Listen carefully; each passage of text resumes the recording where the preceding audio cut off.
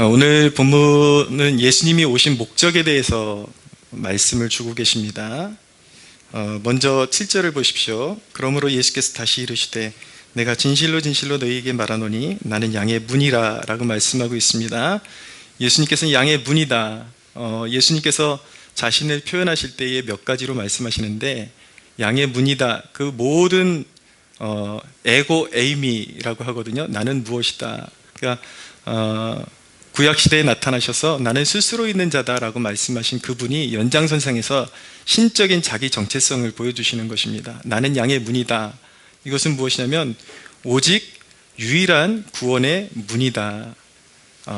나로 말미암아 들어와야 영생을 얻을 수 있다라는 것입니다. 절대 바꿀 수 없는 절대 진리죠. 여러분들의 집이, 여러분들이 먹고 자고 할 수 있는 집이 단 하나인 것처럼, 한 집에 들어가서 그렇게 하는 것처럼 여러 집에 쏘다니는 사람이 있습니까? 좀 뭔가 문제가 있는 거 아닐까요? 근데 대체적으로 한 집이 내 집이죠. 그것처럼 천국으로 들어갈 수 있는 문은 양의 문이 되시는 예수 그리스도 오직 한 분이시다라는 것을 말씀하고 있는 것입니다. 근데 자, 9절을 보세요. 내가 문이니 누구든지 나로 말미암아 들어가면 구원을 받고 또는 들어가며 나오며 꼴을 얻으리라. 꼴을 얻는다. 이 양에게 이렇게 좋은 풀을 제공하는 것이 참 중요하거든요. 자, 신앙생활이라는 것이 영혼을 사모하게 만드는, 영혼을 바라보는데 그 가치와 주된 목적이 있죠. 그러나 신앙생활이라는 것이 일주일에 한 번 달랑 교회 나와가지고 내가 천국보험 들어놓은 거 확인하는 정도, 이 정도로 신앙생활을 오해하면 안 됩니다. 주님의 그 양의 문으로부터 들락날락하면서 꼴을 얻는다. 그리고 예수님은 선한 목자라고 말씀하시거든요. 양들에게 가장 좋은 풀을 주시는 분이 우리의 목자가 되십니다. 이 말씀은 무엇이냐면 구원받은 하나님의 자녀들에게 가장 좋은 것들을, 우리의 영혼의 필요가 있고 이 땅을 살아가는 동안에는 육신의 필요가 있잖아요. 우리에겐 그게 다 영적인 것이거든요. 영적인 필요인데 그 모든 필요의 공급처가 누구인가? 바로 예수님이시다라는 것입니다. 우리 모두에게 예수님이 주시는 지혜가 필요합니다. 하나님의 지혜가 필요합니다. 어떤 일을 감당할 때에도 하나님이 주시는 영적인 통찰력이 필요하고 지혜가 필요하고 또 우리에게 일용할 양식이 필요하고 모든 순간순간마다 우리를 도와주실 분이 필요합니다. 물론 자기 힘으로도 살아갈 수가 있어요. 그러나 어차피 이 세상에서 다 얻는 것이 실질적인 소유주는 우리 주님이신데 우리가 기도해서 주님께로부터 오는 것을 받는 것, 그것이 왜 중요한가? 그것이 작은 것이라 할지라도 그것을 경험함으로 인해서 주님의 살아계심을 이 땅에서 느끼게 되고 나의 주소가 이 땅에 몸을 담고 있지만 나의 영적인 주소는 하나님 나라에 있다는 걸 늘 확인하게 되는 것이죠. 그래서 막연하게 예수 믿는 것이 아니라 우리가 늘 기도함으로 그 응답 가운데 주어지는 그것이 지혜든지 아니면 어떤 일의 성취든지 아니면 재물이든지 이런 것을 통해서 이제 간증이 쌓여가는 것입니다. 주님과의 관계가 점점 돈독해지고 주님이 우리를 이롭게 하시는 분이고, 그리고 그것을 통해서 그 작은 기도 응답을 통해서 그게 크고 작든지 상관없이 그게 우리 주님이 주신 것이라는 그 사실을 통해서 나의 진정한 영적인 주소가 이 땅이 아니라 나는 하나님 나라에 속해 있고 영원을 사모하는, 이 땅에 썩어질 것을 사모하는 존재가 아니라 영원을 사모하는 존재로 그렇게 계속해서 우리의 믿음을 고양시키는 그러한 역할을 하기 때문에 우리가 모든 삶 가운데 우리가 신앙이 무엇이냐라고 기억할 때 우리는 영원한 천국을 향해서 가고 있지만 이 땅에서 주님과 한 발 한 발 같이 손잡고 걸으면서 주님과 같이 동행하는 그 삶을 누리는 것이 바로 신앙이다라는 것을 한순간도 잊지 말아야 하는 것입니다. 자, 10절을 보세요. 도둑이 오는 것은 도둑질하고 죽이고 멸망시키려는 것뿐이요 내가 온 것은 양으로 생명을 얻게 하고 더 풍성히 얻게 하려는 것이다. 자, 이 대목을 깊이 마음에 새기십시오. 내가 온 것은 양으로 생명을 얻게 하고 더 풍성히 얻게 하려는 것이다. 신앙생활을 참 오해하는 사람들이 많습니다. 신앙을 갖는 순간부터 내 자유는 다 박탈당하는 거야. 세상에서 즐기던 그 모든 것들, 교회 가면 이것도 하지 말라 그러고 저것도 하지 말래. 또 이 한창 잠자야 되는 시간에 4시간 빼앗기고, 또 교회 가니까 봉사까지 하라네.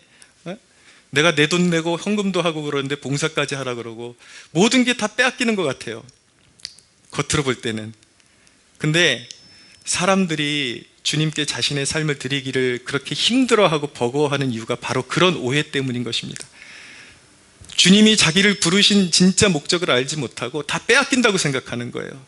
예. 그리고 세상으로부터 소외되고, 무언가 다 내 것을, 이제 나의 자유도 빼앗기고 나의 모든 것들을 빼앗긴다고 착각을 하는 것이죠. 그래서 여러분, 인생은 무엇과 같은가? 인생은 막 이제 고갈될 분량의 기름을 넣고 달리는 차와 같습니다. 여러분들의 인생은요, 영원하지 않습니다. 여러분들의 자원은요, 움켜쥐고 있다고 해서 그것이 영원한 것이 아니에요. 좀 냉정하게 말씀드려볼까요? 목사는 인생의 그 종말을 누구보다도 잘 알고 있는 사람입니다. 장례 예배 와달라고 그래서 장례식을 인도하잖아요. 누구를 막론하고 인생에 남겨두고 가는 것은 영정사진 한 장뿐입니다. 그렇게 잡으려고 했지만 그 행복을 잡지 못하고 영정사진 한 장 남겨놓고 떠나가야 되는 것이 인간인데, 그거 안 뺏기려고, 그냥 하나님 앞에서 그거 안 뺏기려고, 이제 기름이 곧 고갈될 텐데, 여러분, 우리가 살아가는 모습이 알고 보면 얼마나 우스꽝스러운 모습인지 아십니까? 이제 우리의 기름이 곧 고갈될 텐데 무한한 기름을 소유하시는 분을 따돌리고 있는 거예요. 나한테로 와라, 나한테로 와라. 나한테는 영원히 닳지 않은 기름이 있다. 나는 너에게 힘을 주기 원하고 능력을 주기를 원하고 네 인생을 이끌어 주기를 원한다. 믿지 않는 자들의 인생은 영정사진 하나 남겨놓고 영원한 심판과 지옥불로 떨어져 버리지만, 나를 믿는 자는 영원히 멸망하지 않고 그 생명을 풍성하게 내가 그것을 이어줄 것이다. 이것이 복음 아닙니까? 근데 얼마나 어리석습니까? 기름을 넣어주겠다고 막 쫓아가는데 도망다녀요. 뺏길까봐. 근데 여러분, 사람들이 주님을 외면하고 등 돌리고 이 세상에서 사용하는 그 모든 것이 소유주가 누군지 아십니까? 주님이십니다. 주님이 말씀으로 세상을 창조하신 창조주이시기 때문인 것입니다. 그러니까 이 세상 사람들이, 하나님을 부인하는 사람들이 사실은 남의 땅에다가 계속 뭘 짓고 먹고 사는 거예요. 근데 하나님을 인정하지 않으니까, 그 소유주를 인정하지 않으니까 그 땅에다가 세웠던 모든 것들이 다 나중에는 불법이 되어버리는 것입니다. 다 헐어버려야 돼요. 그래서 생명의 주를 인정하지 않는 사람의 그 끝은 무엇인가? 결국은 심판이고 멸망인 것이죠. 여러분, 우리 주님의 부요하심에 눈뜰 수 있는 여러분들 되시기를 바랍니다. 예수님이 오신 것은 여러분들의 것을 빼앗기 위해서 이 땅에 오신 것이 아니라 자신의 모든 것을 주러 오셨습니다. 풍성하게 여러분들의 일생 가운데 생명을 더해 주시기 위해서 오셨습니다. 할렐루야. 아이들 기르면 그런 거 경험하잖아요. 죄송합니다. 과자 봉지 들고 있으면 하나 더 사주고 싶어가지고 하나만 줘봐. 예, 먹고 싶기도 하지만 얘를 떠보는 거죠. 야, 아빠 한번 줘봐. 그러면 애들은 대부분 이렇게 움켜쥐고 도망가요. 근데 여러분, 그 모습이 어른의 입장으로 보면 굉장히 어리석잖아요. 근데 영적으로 다 큰 사람들이 그렇게 살고 있는 거예요. 하나님의 손에 모든 것이 있는데 뺏길까봐, 얼마나 어리석습니까? 그 과자 봉투 하나 들고 아빠한테 그 과자 봉투를 뺏길까봐 영원히 집을 떠나는 자식이 있다고 생각해 보세요. 얼마나 미련하고 어리석습니까? 근데 그게 사람들의 살아가는 모습이라니까요. 과자 봉지 하나 들고 자기 잘 살아보겠다고 도망가는 거예요. 영원토록. 하나님 곁을 계속 떠나는 것이죠. 그러니 어찌 생명을 누릴 수가 있고 아버지의 풍성함을, 하나님의 풍성함을 누릴 수가 있겠습니까? 여러분, 우리가 주님의 그 진실함을 어디서 우리가 알아볼 수 있겠습니까? 나는 너희들에게 생명을 풍성하게 주려고 왔어. 이 땅에 내게로 와. 그 의심하는 사람들이 무엇을 통해서 주님의 그 진실성을 알아볼 수 있을까요? 주님은요, 자기의 진실성을 십자가에서 나타내셨습니다. 11절을 보십시오. 나는 선한 목자라. 선한 목자는 양들을 위하여 목숨을 버리거니와 라고 말씀하고 있습니다. 주님께서 우리와 관계를 맺으시는 이유는 무엇이냐면 자신을 주시기 위해서 우리랑 관계를 맺으시는 것입니다. 예. 신랑과 신부의 관계로, 아버지와 자녀의 관계로 우리와 관계를 맺으시는 것이죠. 여러분, 주일 성수하고 그리고 헌금 드리고 교회 와서 봉사하고 또 일어나면 주중에 또 경건 생활하래요. 말씀 읽고 성경 읽으래요. 주님이 나에게 다 주기로 하셨다면 왜 우리가 그런 일을 해야 되는 것일까? 왜 우리가 그런 일을 해야 되는 것일까? 그것은요, 모든 생명과 만물의 주권자 되시는 하나님이 나의 하나님이라는 고백을 그렇게 증거하는 것입니다. 내가 주께 속한 것입니다. 나의 생명은 주님께 속한 것입니다. 나의 존재는 주님의 것입니다 라는 고백을 그렇게 하는 거예요. 그것은 무리한 것이 아니라 남자와 여자가 한 쌍이 만나서 결혼을 이루게 되면 한 집에 자연스럽게 퇴근하고 나면 한 집에 들어와서 살게 되는 것처럼 너무나도 자연스러운 거예요. 우리가 하나님의 자녀이고 주님의 신부된 백성들이기 때문에 당연히 예배드리고 말씀 읽고 하나님 앞에 감사의 예물 드리고 이런 것이죠. 그러나 그것이 빼앗기는 것이 아니라 하나님의 전능하심을 힘입고 나는 그런 백성으로 부름받은 하나님의 자녀야라는 것을 선언하는 행위인 것이죠. 얼마나 우리에게 그런 특권을 주신, 그런 섬김을 할 수 있는 특권을 주신 그 은혜, 그 부르심이 사실은 얼마나 귀하고 아름답고 고마운 것입니까? 그런데 삭부는 목적이 달라요. 예수님은 우리에게 생명과 자기 자신을 다 주러 오셨는데 삭부는 목적이 달라요. 12절을 보십시오. 삭부는 목자가 아니요 양도 제 양이 아니라 이리가 오는 것을 보면 양을 버리고 달아나나니 이리가 양을 물어가고 또 해치느니라. 달아나는 것은 그가 삭군인 까닭에 양을 돌보지 아니함이나 라고 말씀하고 있죠. 예. 삭군은 말 그대로 삭군입니다. 오로지 품삯에만 목적이 있어요. 양들을 돌볼 생각이 없어요. 양들이 위험에 처해도 상관이 없어요. 지 챙길 것만 챙겨갖고 도망가면 그만이에요. 그런데 수많은 양떼들이 예수님을 따라가는 이유, 예수님을 경험했던 양떼들이 예수님을 신뢰하고 따라갈 수 있는 이유가 무엇입니까? 예수님이 항상 그들을 향해서 진실하셨고 이롭게 하시는 분이라는 것을 깨달았기 때문에 믿고 따라가는 것이죠. 저는 이 대목을 읽으면서 목회에 대해서 좀 고민하게 되었습니다.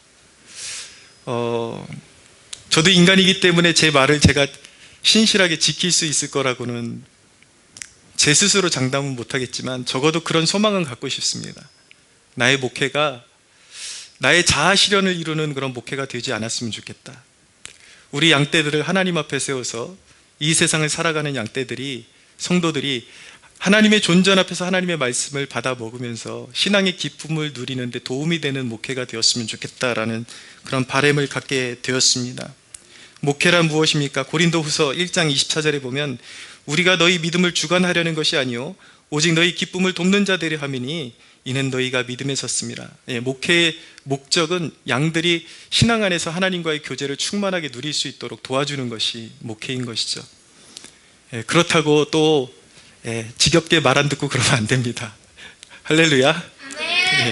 갑자기 조용해지시니까 제가 그렇게 그런 결단을 이 본문을 통해서 내려보았습니다. 우리는 이 궁극적인 목적, 예수님이 양떼들을 돌보시는 목적이 이롭게 하고 항상 그들에게 진실하게 대해주시기 위해서 주님이 이 땅에 오셨는데 그것이 우리가 또 주님을 본받아서 이 땅을 살아가는 인생의 목적이 되어야 되는 것이거든요. 태도가 되어야 되는 것이거든요. 그런데 우리는 인생의 그런 궁극적인 목적, 우리 주변 사람들에 대해서 자비롭게 하고 진정성 있게 대하고 이롭게 하라고 하는 그 궁극적인 목적을 잃어버리고 때때로 우리는 그 목적에서 벗어나서 지나치게 엄격하거나 지나치게 우리는 무관심하거나 그리고 지나치게 우리는 품삯에만 관심을 가지고 살아갈 때가 참 많습니다. 오로지 일터에서도 품삯이 우리의 목적이 되는 거예요. 어떤 대의나 하나님이 나를 이곳에 보내신 목적 같은 것은 없는 것이죠. 그것이 사람들이 빠질 수 있는 오류이고 태도인 것입니다. 특별히 우리가 그리스도인이라면 직장에서 우리가 어떤 태도로 일을 해야 되는지 고민해 볼 필요가 있습니다. 그리고 세상에서 어떻게 살아야 되는지, 우리는 이롭게 하고 항상 진실되게 대하는 그런 존재로, 우리 주님의 성품이 그렇기 때문에 우리가 주님의 자녀들이라면 그런 성품을 우리가 본받아야 한다라는 것을 기억하시기를 바랍니다. 우리 자식 녀석이, 아들 녀석이 3학년으로 올라가는데 학교 갔다 오더니 갑자기 뜬금없이 그러는 거예요. 아빠 다음 주에 반장을 뽑는데요. 나 반장 하려고요. 그래서 우리 집에 반장 출신이 없는데, 그래서 좀 걱정이 되더라고요. 근데 이제 속이 훤히 보이는 거예요. 아, 이 녀석이 반장이라는 거를 어떤 동네 이렇게 휘두르고 다니는 골목대장, 그쯤으로 아마 생각하는 것 아닐까. 그러고 떠본 거예요. 엄마가, 한결아, 반장한다라는 것은 아이들을, 친구들을 지극히 사랑하고 그리고 이렇게 섬기는 거야. 그랬더니 하는 말이 뭐냐면, 두 번 망설이지도 않고 나 그럼 부반장 할래요 그러더라고요. 이제 골목대장인 줄 알았는데 그게 아닌 거예요. 그러니까 순식간에 마음이 변해서 부반장 할래요. 그래서 한결아, 그래도 한번 도전해보면 떨어지더라도 배우는 게 참 많아. 그랬더니 마음을 안 고치더라고요. 끝까지 부반장을 하겠대요. 부반장도 시켜줄지 모르겠는데, 여러분, 우리가 그렇지 않습니까? 우리의 궁극적인 목적은 무엇입니까? 주님께서 우리를 진실되게 대해 주셨고 우리의 영적인 부요함을 위해서 섬겨주듯이 우리가 늘 삶에 그러한 태도를 가져야 된다는 것이죠. 양들에 대해서 자기 자신의 가치가 올라가면 양들은요, 자기의 털을 내어주고 그리고 젖을 내어주게 되어 있습니다. 섬기게 되는 것이죠. 이 말씀을 여러분들의 가슴에 새기고 사회 속에서 적용하십시오. 여러분들이 그들을 사랑하고 섬기게 되면 여러분들이 담당하는 양들이 여러분들에게 좋은 것들을 내어주게 되어 있습니다. 할렐루야. 그것이 진짜 사랑이라는 것이죠. 여러분, 말씀드리면 예수님은 항상 여러분들을 향해서 분명한 좋은 목적을 가지고 계시고, 그리고 여러분들에 대해서 항상 행동에 있어서 진실하셨습니다. 그럼에도 불구하고 내 삶을 주님께 드리지 못하고 아직도 의심하고 아직도 빼앗기는 것 아니야? 여러분, 좀 더 믿고 따라올 수 없겠습니까? 오늘 예배를 통해서 여러분들의 삶 가운데에 그런 결단이 조금 더 가까워졌으면 좋겠습니다. 주님은 정말 믿을 만한 분이야. 좋으신 분이야. God is so good. 주님은 좋으신 분이야. 할렐루야. 이것을 믿고 주님께 더 가까이 나아갈 수 있는 여러분들 되셨으면 좋겠습니다. 16절을 보십시오. 같이 한번 읽어볼까요? 시작.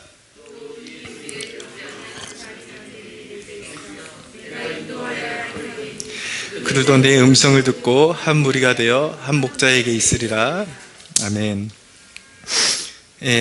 주님의 소원을 우리가 이 대목을 통해서 알게 되는데, 주님이 십자가를 지시고 부활하신 주님께서 자신을 송두리째 주시는 이유는 무엇이냐면 그 생명을 누리지 못하는 양들을, 잃어버린 양들을 찾아오시기 위한, 그것이 주님의 소원입니다.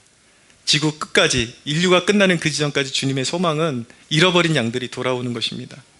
근데 우리가 알아야 되는 것은 무엇이냐면 주님의 생명을 흘려보내는 사명이 누구에게 있는가? 바로 우리에게 있다라는 사실을 한순간도 잊지 마시기 바랍니다. 내가 생명을 받은 존재라면 우리는 그 생명을 흘려보내야 하는 것입니다. 주님은 증인들과 함께 일하십니다. 증인들을 통해서 그분의 생명을 흘려보내십니다. 우리는 세상의 어둠 가운데 절망하는 백성들에게 그들을 일으켜 세워줄 수 있는 생명의 능력을 우리가 소유하고 있다는 사실을 기억하십시오. 마지막으로 우리가 한 가지 더 들여다봐야 되는 대목은 무엇이냐면, 주님이 우리를 위해서 자신을 주셨어요. 이미 주셨는데, 주님의 그 헌신의 동기는 억지가 아니라 자원함과 그리고 기쁨으로 헌신하신 것이라는 것을 성경이 말씀하고 있습니다. 17절 18절 같이 한번 읽어볼게요. 시작. 내가 내 목숨을 버리는 것은 그것을 내가 다시 얻기 위함이니 이로 말미암아 아버지께서 나를 사랑하시느니라. 이를 내게서 빼앗는 자가 있는 것이 아니라 내가 스스로 버리노라. 나는 버릴 권세도 있고 다시 얻을 권세도 있으니 이 계명은 내 아버지에게서 받았노라 하시니라. 어디에 주목하는가? 18절에 내가 스스로 버리노라. 예수님께서 십자가를 지시고 자기 목숨을 버리는 것은 누구에 의한 강요가 아니라 내가 스스로 선택한 것이다 라고 그렇게 말씀하고 있습니다. 여러분들은 잘 모르시겠지만 성경을 종합해 볼 때에 이 십자가의 사건은 놀라운 하나님의 계획의 결과였습니다. 무엇이냐면 이미 시간이 존재하기 전에 천상에서 삼위일체 하나님은 천상의 회의를 하셨습니다. 그러셔서 아버지께서 이제 전능하신 눈으로 하나님께서는 모든 역사의 과거와 현재와 미래를, 과거와 현재와 미래라는 것은 인간의 시각에서 보이는 것이고 하나님은 그 모든 것이 현재입니다. 처음부터 끝까지 알파와 오메가 되시고 주님은 다 보고 계세요. 인류가 어떻게 타락하고 어떻게 영원한 멸망 가운데로 떨어질 것을 하나님이 미리 아시고 아버지께서는 구원을 계획하시고 아들에게 그 사명을 맡기셨습니다. 그러나 아들이신 성자 예수님, 예수 그리스도는 아버지의 명에 억지로 순종하신 것이 아니라 기쁨으로 그 일을 자신이 자원하셨습니다. 아버지, 내가 가겠습니다. 아버지의 죽어가는 자녀들을 살리기 위해서, 나의 형제들을 살리기 위해서 내가 가겠습니다. 예수님께서는 그렇게 자원하셨습니다. 기꺼이 내려오셨습니다. 하나님이신 그분이 인간의 몸을 입으시고 이 땅에 이스라엘의 작은 베들레헴이라는 마을에 태어나셨습니다. 그분은 우리를 위해서 고난받으시고 십자가의 길을 걸으시고 골고다의 언덕을 십자가를 지고 오르셨지만 그분은 한 번도 우리에게 있어서 너희 때문에 그렇게 말씀하신 적이 없습니다. 너희 때문에 내가 이 고생을 하는 거야. 너희 때문에 내가 이 저주를 받는 거야. 한 번도 주님은 그런 원망을 하신 적이 없습니다. 주님은 십자가를 지시면서 우리를 구원하실 것을 기대하시고 기꺼이 그 십자가를 지셨습니다. 할렐루야. 이 사건은 수많은 하나님의 사람들의 헌신의 동기부여가 되었습니다. 경건주의의 아버지라고 일컬어지는 진젠도르프라는 백작은 어느 한 미술관에서 예수님께서 가시멜류관을 쓰시고 십자가의 고난을 받으시는 그 그림 한 폭의 밑에 이렇게 적혀 있었습니다. 나는 너를 위해서 이것을 행하였건만 너는 나를 위하여 무엇을 하겠느냐라는 문구를 보고 그의 마음이 뜨거워졌습니다. 나를 위해서 고초당하신 분, 나를 위해서 십자가를 지신 분, 나는 무엇을 할 수 있을까?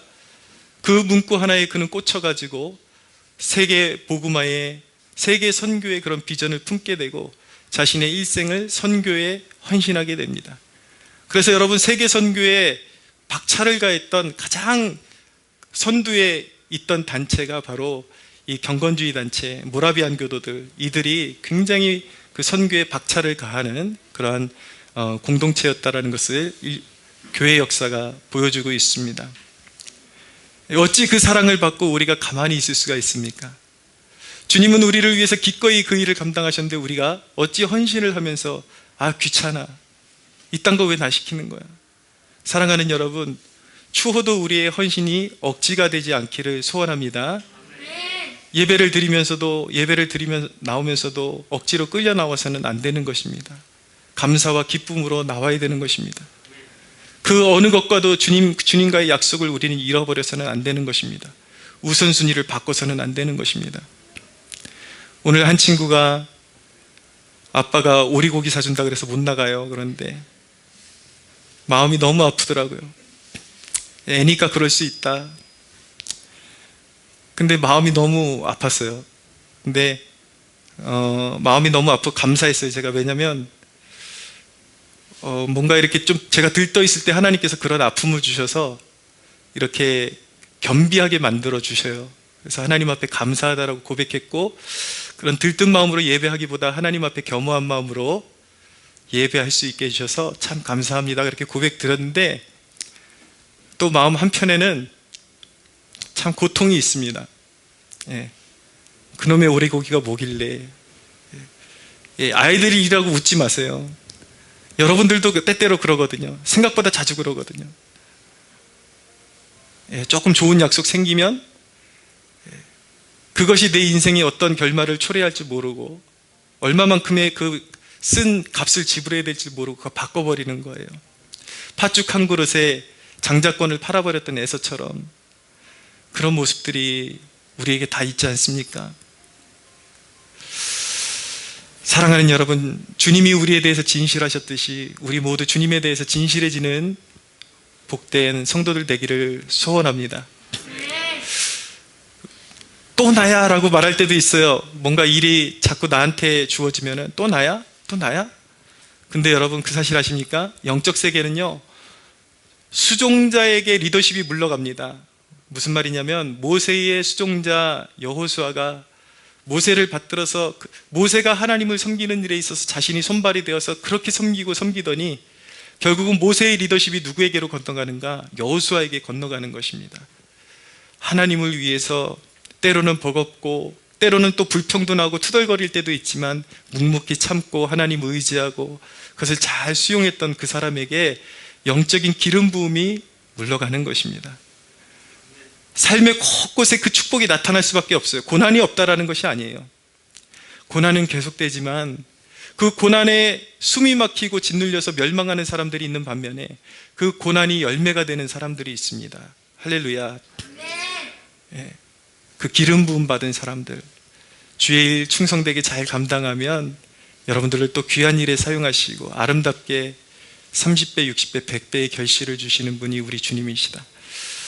예수님은 우리의 생명을 풍성하게 하시기 위해서 오셨다. 할렐루야. 사랑하는 여러분, 자원하는 헌신에는 항상 보람과 기쁨이 있기 마련인 것입니다. 오늘 말씀을 여러분들의 삶 가운데 잘 적용하십시오. 어디에 가든지 품삯을 위해서 일하지 마십시오. 설령 여러분들의 그런 여러분들이 일하는 그런 업체의 그런 사장이 뭐 굉장히 인색하고 여러분들을 몰라주고 그런다 할지라도 여러분들이 하나님 앞에 살아가는 태도는 하나님이 반드시 기억하십니다. 그래서 여러분들이 품삯을 위해서 살아가는 사람이 아니라 공동체를 이롭게 하고 그리고 섬기는 데 목적을 두고 살아가면요, 세상 사람들도 다 보는 눈이 있습니다. 다 그렇게 거짓되게 살아가는 것 같, 자기 자신은 거짓되게 살아도 진실한 사람을 알아보는 눈은 다 있어요. 그래서 여러분, 그런 태도로 살아가면요, 여러분들이 서는 곳마다 여러분들의 가치가 존귀하게 빛나게 되고 여러분들은 어디에든지 꼭 필요한 존재로 서게 된다는 것을 꼭 기억하시기 바랍니다. 너도 나도 여러분들을 쓰고 싶어 할 거예요. 여기저기서 귀한 자리에 여러분들을 세우는 축복이 반드시 일어날 것입니다. 여러분, 말씀 정리합니다. 그리스도는 우리를 풍성하게 하시고 항상 진실하게 하시는 분인데 예수님의 그 진실하심을 의심해왔던 우리 회개해야 합니다. 아직도 주님 앞에 삶을 드리기를 결단하지 못하고 의심하고 방황하고 그것은 하나님의 슬픔을 안겨드리는 일인 것입니다. 오늘 이 말씀을 통해서 여기에 작은 무리들이 모였지만 누군가의 인생에 큰 결단이 있는 축복이 일어서기를 소원합니다. 주님은 부요하십니다. 풍성하십니다. 그 안에 생명력이 넘칩니다.